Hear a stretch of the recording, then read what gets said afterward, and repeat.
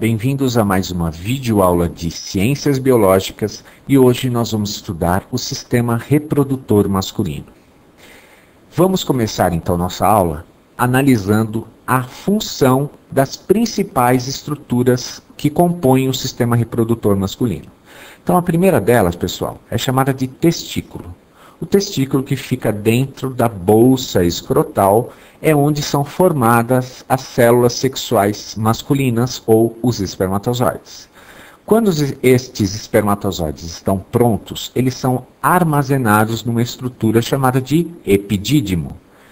No momento da ejaculação, os espermatozoides saem por um canal chamado canal deferente, que está aqui representado, e vão desembocar no canal ejaculador, que é a parte final do canal deferente. Este canal ejaculador possui ligado a ele uma vesícula chamada de vesícula seminal, que é esta estrutura que produz um líquido que vai ajudar na mobilidade, na veiculação, no transporte desses espermatozoides. Também existe uma outra estrutura pela qual o canal ejaculador desemboca, que é a próstata, que também produz um líquido chamado líquido prostático. Então, o líquido prostático e o líquido seminal vão formar o sêmen, que contém os espermatozoides. Aí esses espermatozoides caminham pela uretra no momento da ejaculação e que passa por dentro do pênis até o meio externo. O pênis é o órgão copulador masculino e é formado por duas estruturas, o corpo cavernoso, este aqui de cima, e o corpo esponjoso, este de baixo. Quando esses dois corpos, cavernoso e esponjoso, se enchem de sangue, o pênis fica ereto para que o espermatozoide possa sair e entrar no corpo da mulher, no caso pela vagina. Então este é o caminho todo dos espermatozoides. Testículo, epidídimo, formação e armazenamento, o canal deferente que leva até as vesículas seminal e próstata para receber os líquidos, depois passa pela uretra, dentro do pênis, que é o órgão copulador. Agora então vamos falar um pouco da espermatogênese, que é a formação dos espermatozoides que ocorre no testículo. Então as partes do testículo são os túbulos seminíferos, onde estão as células precursoras dos espermatozoides, que são vários canais bem fininhos que formam esses túbulos. O epidídimo, que nós já falamos, que são canais também onde os espermatozoides já prontos são acumulados, são armazenados. E o canal deferente, que é o canal por onde saem os espermatozoides no momento da ejaculação. Agora, quais são as etapas da espermatogênese? Então, a primeira etapa é a fase de multiplicação ou fase germinativa.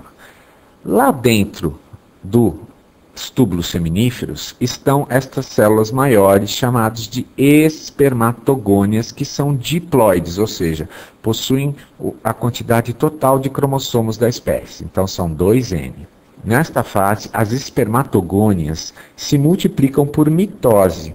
Então, estas células vão se multiplicando e vão para a fase seguinte, que é a fase de crescimento, onde se formam os espermatócitos, ainda diploides. Então as espermatogônias crescem, formam os espermatócitos e entram na última fase, que é a fase de maturação. Então, os espermatócitos primários da fase de crescimento, por meiose, pela primeira etapa da meiose, formam os espermatócitos secundários, que são este grupo de células que está aqui representado. Esses espermatócitos secundários já são haploides, ou seja, já sofreram meiose na primeira etapa da meiose.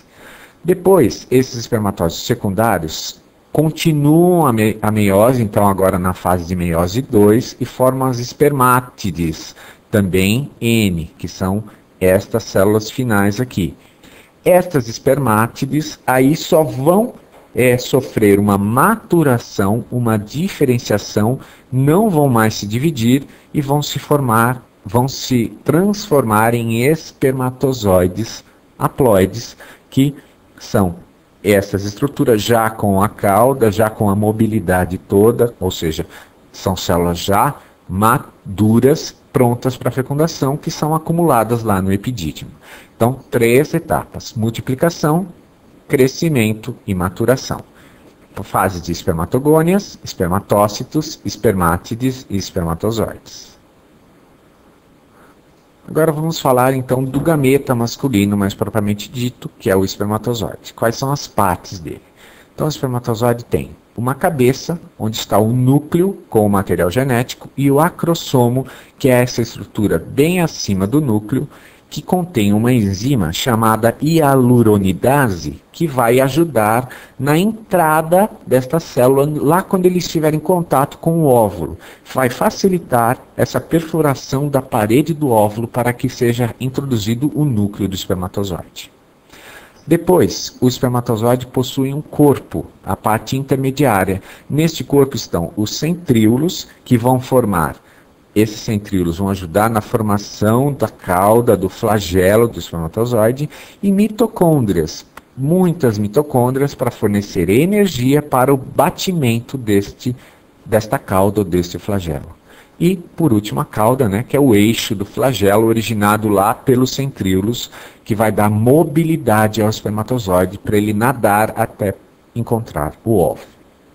Então, esta foi uma aula básica sobre sistema reprodutor masculino. Espero que vocês tenham gostado e entendido. Qualquer dúvida a gente tira pelo chat ou por e-mail, e até lá.